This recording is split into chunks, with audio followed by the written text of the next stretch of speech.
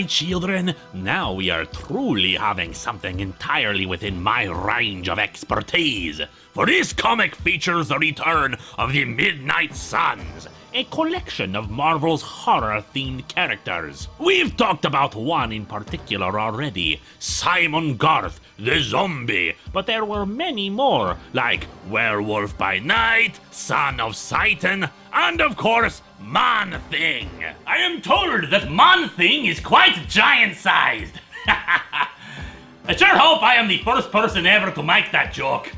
And also along for the ride with the Midnight Suns is Jennifer Kale, one of the 2 survivors of the incursions from last time. We continue where we left off from Marvel Zombies 3. Michael Morbius, the living vampire, has assembled the aforementioned Midnight Suns to track down the escaped zombie plague carrier. His identity? The equally aforementioned Simon Garth.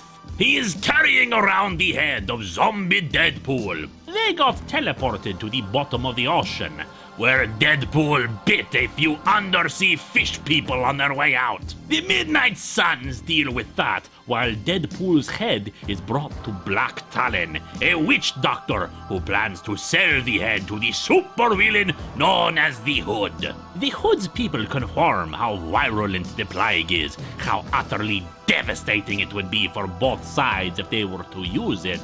But the Hood is getting direction from the dread Dormammu, Lord of the Dark Dimension.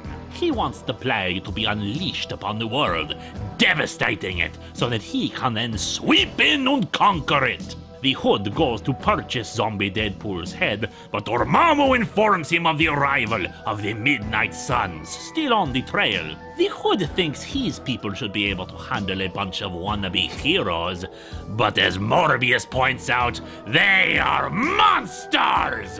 Morbius unleashes an antivirus agent against the zombie minions of the Black Talon, just as Simon Garth and Deadpool's head make a getaway, but the antivirus mutates when exposed to it, instead transforming the zombie virus into an airborne infection. Seeing where things are going, Dormammu contacts Jennifer Kale and offers her the chance to join him, but she turns him down.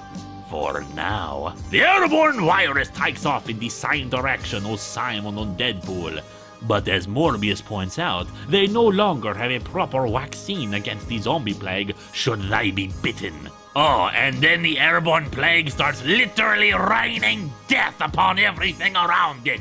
Deadpool manages to assume mental control of it thanks to his own link to the plague, getting it to kill Man-Thing. Their werewolf soon becomes infected afterwards and attacks Jennifer Kale, forcing her to accept Dormammu's deal to save her life. Dormammu assumes command of the zombie plague, forcing it to resurrect the Hood's minions to do as it pleases. The Son of Satan manages to get Jennifer Kale to reject Dormammu and expel his influence from her body. With a combination of magics from her and the Black Talon, they force the virus into a single vessel, Simon Garth, who has put Deadpool's head on a boat and sent it off into the ocean. And Jack Russell, the werewolf? Well, fortunately, while his human form was infected, his werewolf form was not. So by turning him back into that form, he has survived the plague too. But what will become of Zombie Deadpool's head? Well, that's for next time, my children.